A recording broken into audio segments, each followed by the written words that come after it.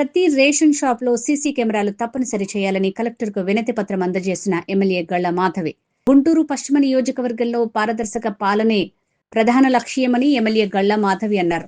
YCP హయాం నుంచి ఉన్న ration డీలర్లు, కొంతమంది సచివాలయ ఉద్యోగులు ప్రభుత్వానికి చెడ్డ పేరు తెచ్చే విధంగా ప్రవర్తించడంపై తీవ్ర ఆగ్రహం వ్యక్తం చేసిన ఎమ్మెల్యే గళ్ల మాధవి నుంచి వస్తున్న అనేక అభియోగాల మీద ఒక రిప్రజెంటేషన్ తయారు చేసి అది గౌరవ కలెక్టర్ గారి దృష్టిలోకి తీసుకురావడం జరిగింది.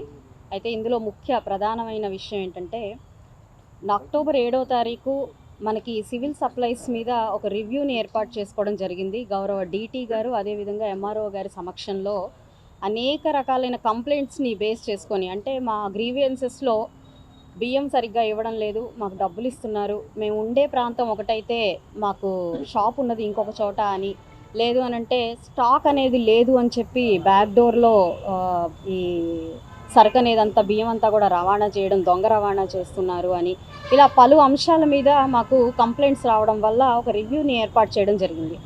ఆ రివ్యూలో ప్రధానంగా మేము ఐడెంటిఫై చేసిన సమస్యలన్నీ గౌరవ ఎంఆర్ఓ గారు అదేవిధంగా డీటీ గారి దృష్టికి తీసుకెళ్ళి అవన్నీ పొందుపరుస్తూ ఒక రిప్రజెంటేషన్ రెడీ చేయడం జరిగింది. ఆ రిప్రజెంటేషన్ని గౌరవ డిఎస్ఓ గారు, కమిషనర్ సివిల్ సప్లైస్ గారికి, అదేవిధంగా గౌరవ మినిస్టర్ గారికి కూడా అందజేయడం జరిగింది. అయితే వీటిని అరికట్టడం కోసం నేనైతే ఒక నిర్ణయంగా, అంటే ఒక పరిష్కారంగా మార్గంగా ఆలోచిస్తూ, అంటే ఇది ఆల్రెడీ మన నెల్లూరులో ఒక ఫేర్ షాప్లో సీసీ కెమెరాలని ఏర్పాటు చేసి కొంత నియంత్రణ, ఇలాంటి అవకతవకలు జరగకుండా నియంత్రణని తీసుకురాగలిగారు అని ఒక సమాచారం మేరకు నా నియోజకవర్గంలో కూడా ప్రతి ఒక్క ఫేర్ షాప్లో ఈ సీసీ కెమెరాలని ఇన్స్టాల్ చేయాలి అని చెప్పి నేను ఒక నిర్ణయం తీసుకోవడం జరిగింది. 5 సంవత్సరాలుగా గడిచిన 5 ఇయర్స్లో ఈ బియ్యం రవాణా లేదంటే వీటి పట్ల జరిగిన అవకతవకలు అనేవి ప్రజలందరికీ తెలిసిన విషయమే.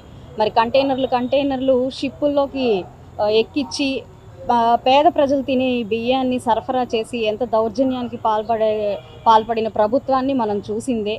అయితే ఈరోజు పశ్చిమ నియోజకవర్గంలో చూస్తే దాదాపుగా 90 షాపులు ఉన్నప్పుడు అందులో మ్యాక్సిమం డీలర్లు అందరూ కూడా వైసీపీకి చెందిన వాళ్ళు ఉండడం, వాళ్ళందరూ కూడా వాళ్ళు చేస్తున్న ప్రాక్టీసెస్ అందులో ముఖ్యంగా ఎలాంటివనంటే 2వ తారీఖు కల్లా, అంటే 1వ తారీఖు నుంచి 15వ తారీఖు దాకా ప్రతి షాపు కూడా ఓపెన్ చేసి ప్రజలకు అందుబాటులో ఉండి అక్కడ ఉన్న కార్డు హోల్డర్స్ అందరికీ కూడా ఈ ప్రజా పంపిణీ వ్యవస్థని అందుబాటులోకి తీసుకురావాలన్నది ప్రధానమైన ఉద్దేశం. అయితే 2వ తారీఖు లేదంటే 3వ తారీఖే నో స్టాక్ అని ఒక బోర్డు పెట్టడం, ఆ షాపుని మూసేయడం, లేదు అని అంటే ఒక 5వ తారీఖు 6వ తారీఖు దాకా ఉన్న షాపుల్లో మేము బియ్యం ఇవ్వం, డబ్బులు మాత్రమే ఇస్తాం అని చెప్పడం, లేదు వృద్ధులు మరి అంగవైకల్యంతో ఉన్న వాళ్ళకి ఇంటి వద్దకు వెళ్ళి వాళ్ళకి ఈ బియ్యాన్ని నిత్యావసర సరుకుల్ని ఇవ్వాలి అని చెప్పి గౌరవ ముఖ్యమంత్రి వర్యులు ఆదేశించిన ఆదేశాల మేరకు ఇవ్వవలసిన ఈ యొక్క బియ్యాన్ని వాళ్ళు మేము ఇవ్వకుండా ఉండడం,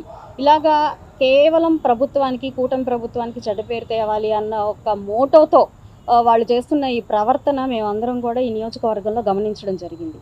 మరొక విషయం ఏంటంటే, గత ప్రభుత్వంలో ఈ ప్రజా పంపిణీ విషయాల్లో జరిగిన ఎన్నో రకాలైన మోసాలు, అంటే ఇంటి వద్దకే మేము వచ్చి ఇస్తాము అని చెప్పి ఇంటి దగ్గరికి వెళ్ళి వాళ్ళతో తంబేయించుకొని బియ్యం ఇవ్వకుండా డబ్బులు ఇచ్చి దాన్ని పక్కదారి పట్టించి షిప్పులకి ఎక్కించి ఇతరత్ర ప్రాంతాలకి సరఫరా చేసిన విషయం మనందరికీ తెలుసు.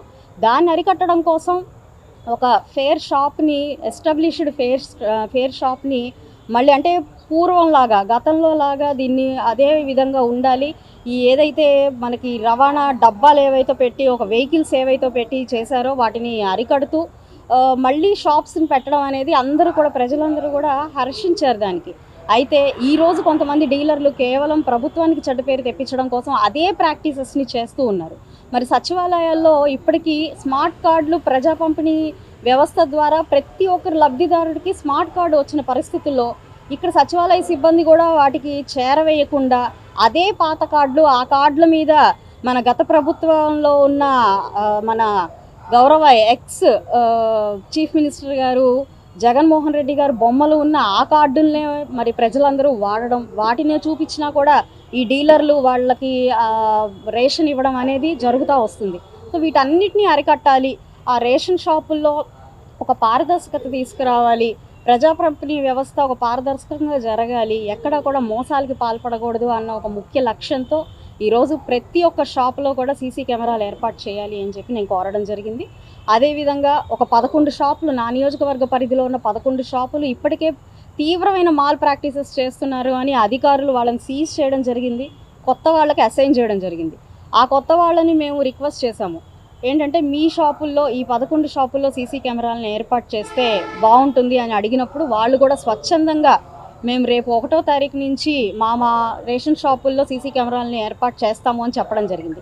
అయితే ఇలా ఈ 11 కాకుండా పూర్తిగా 90 షాపులు కూడా సీసీ కెమెరా అండర్ సర్వేలెన్స్ ఉన్నప్పుడు ఈ వ్యవస్థ అనేది చాలా పారదర్శకంగా నడుస్తుంది, అడ్మినిస్ట్రేషన్ అనేది చాలా స్మూత్గా నడుస్తుంది అన్న ఒక సదాభిప్రాయంతో ఈరోజు గౌరవ కలెక్టర్ గారిని, అదేవిధంగా ఉదయం జేసీ గారిని కలిసి ఈ యొక్క రిప్రజెంటేషన్ ఇవ్వడం జరిగింది.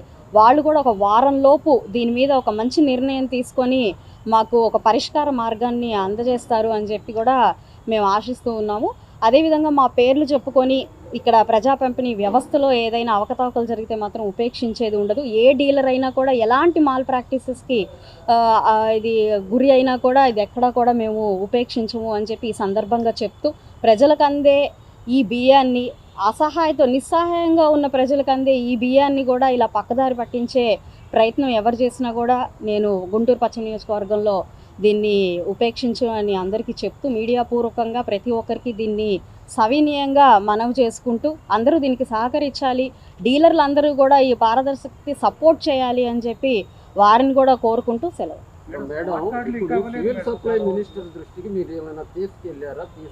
తీసుకెళ్ళామండి, ఆయన తీసుకెళ్ళామండి.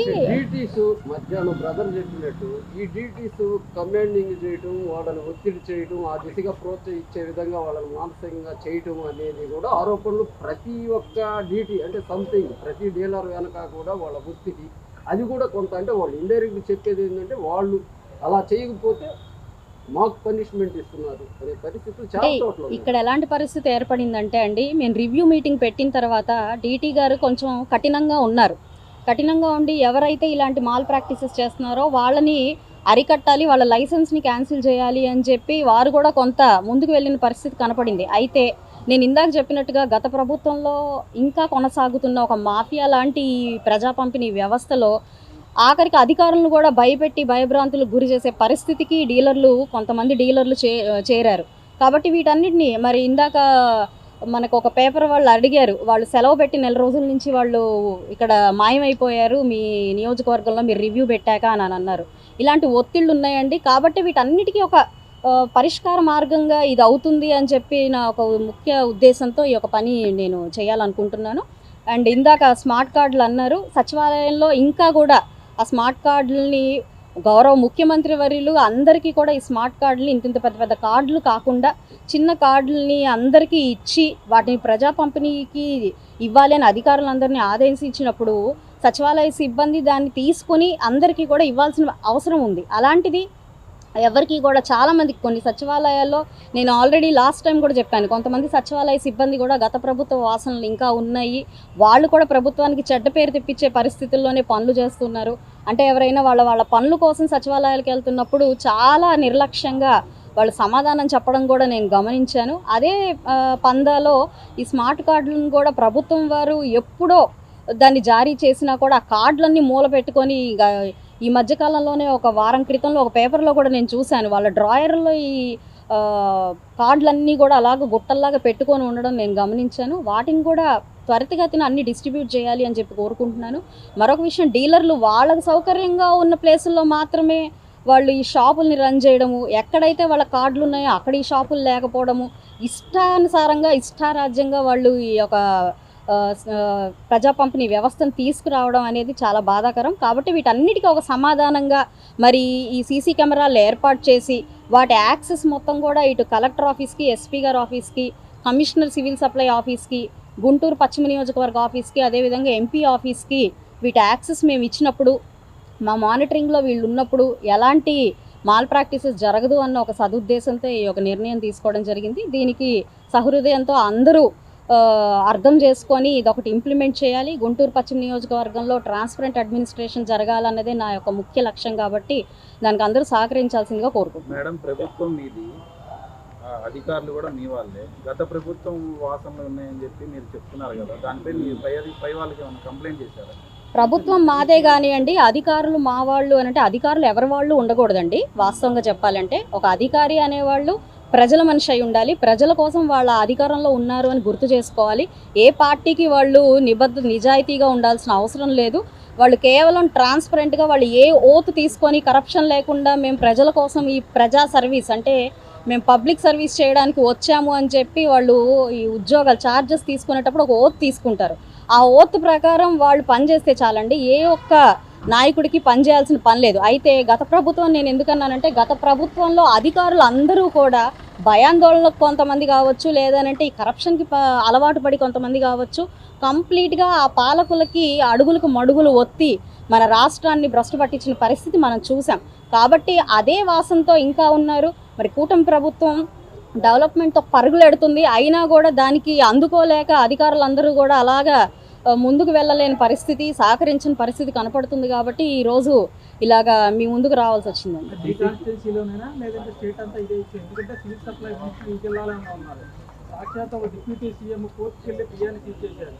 ఎందుకని ప్రక్షాళన చేయలేకపోతే ఇంకా గత ప్రభుత్వం అంటూనే వస్తున్నారు, 2 ఏళ్ళు గవర్నమెంట్గా వస్తుంది. అంటే మీకు ఇంకా గుర్తు రాలేదా గవర్నమెంట్?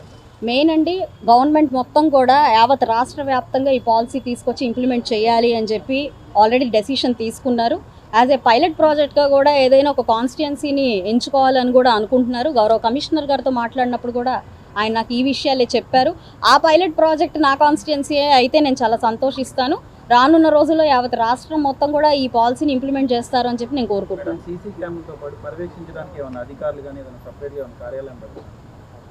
ఇప్పుడు కెమెరాస్ పెట్టి ఆ యాక్సెస్ మొత్తం ప్రతి ఒక్క డిపార్ట్మెంట్కి అందిస్తున్నప్పుడు ఆటోమేటిక్గా ఎక్కడ ఎవరు ఏ ప్రాబ్లం రైజ్ అయినా కూడా అక్కడ వాళ్ళు సమాధానం చెప్పాల్సిన అవసరం ఉంటుంది.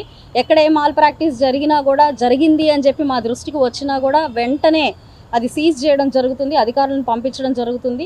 అండ్ మా డివిజన్లో ప్రతి ఒక్క ప్రెసిడెంట్ లేదంటే మా కార్పొరేటర్లు అందరూ కూడా నెల నెల ఇది సరిగ్గా అందుతుందా లేదా నిత్యం పర్యవేక్షణలో ఉంటారు. ప్రజలందరికీ కూడా సౌకర్యంగా ఈ వ్యవస్థ జరగాలి, రన్ అవ్వాలి అన్నదే మా ముఖ్య లక్ష్యం. Thank you. ఇలాగా మీ ముందుకు రావాల్సి వచ్చిందండి.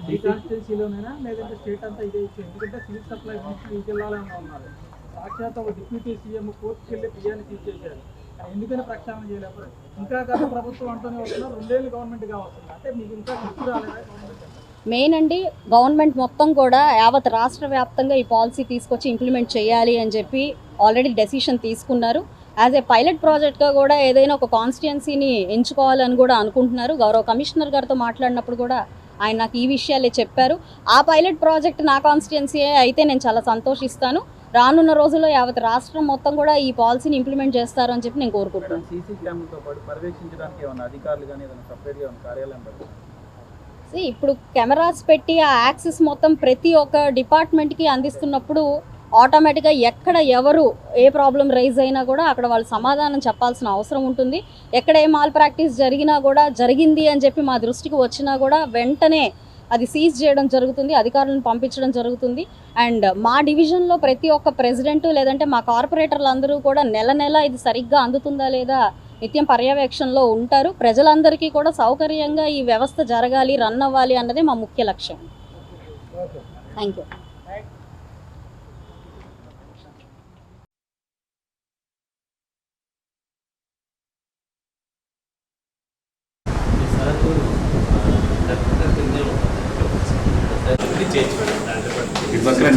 బాబు భద్ర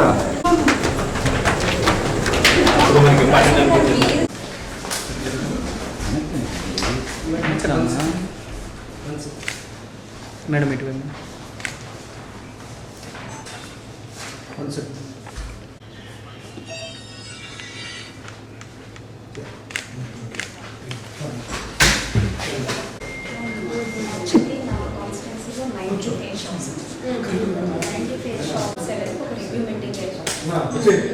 షాప్స్ లో కొన్ని ప్రాబ్లమ్స్ ఉన్నాయి.